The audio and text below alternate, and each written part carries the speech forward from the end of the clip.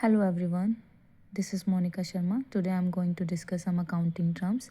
So let us start. First term is the capital, the amount that is invested by the owner of a company. Company का owner business purpose के लिए जो भी amount company में invest करता है उसको हम कैपिटल बोलते हैं. The second term is the drawing.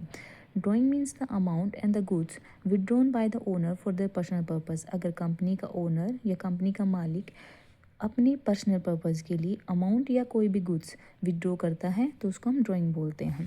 Third is the revenue. Revenue क्या होता है? Money earn from a business activity. Business activity से जो भी आप पैसे कमाते हैं उसको आप रेवेन्यू बोलते हैं. Assets, the resources owned by the business, या you can say the things that we have the right to use और सेल. कोई भी ऐसी थिंग्स जिसके ऊपर हमारा राइट होता है कि हम उसको यूज़ कर सकते हैं. मीन्स एक ओनरशिप राइट जो चीज़ देती है वो उसको हम एसेट्स बोलते हैं. Fifth term is the liabilities. Liabilities क्या होता है? The amount which we have to pay burden, और you can say the burden to pay. एक लायबिलिटीज़ एक ऐसा अमाउंट होता है जो हमेशा हमारे ऊपर एक बर्डन होता है कि हमें वो पे करना है. अब ये आपका करंट भी हो सकता है और लॉन्ग टर्म लायबिलिटीज़ भी हो सकता है. अगर आप करंट लायबिलिटीज़ की बात करते हैं तो विद इन 1 ईयर आपको पे करना होता है. अगर आप लॉन्ग टर्म लायबिलिटीज़ की बात करते हैं तो 1 ईयर से अबव इसका टाइम होता है. Sixth one is inventory. Inventory क्या होता है? The goods that is available for sale. कोई भी ऐसा आपका गुड्स जो कि सेल्स के लिए भी अवेलेबल है. Seventh term is the journal entry.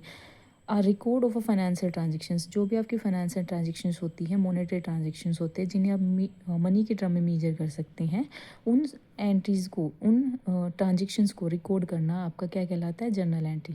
Means सबसे पहले आप कहाँ पे एंट्री करते हैं, फर्स्ट जो आपकी एंट्री होती है उसको आप जर्नल एंट्री बोलते हैं. लॉस क्या हो सकता है?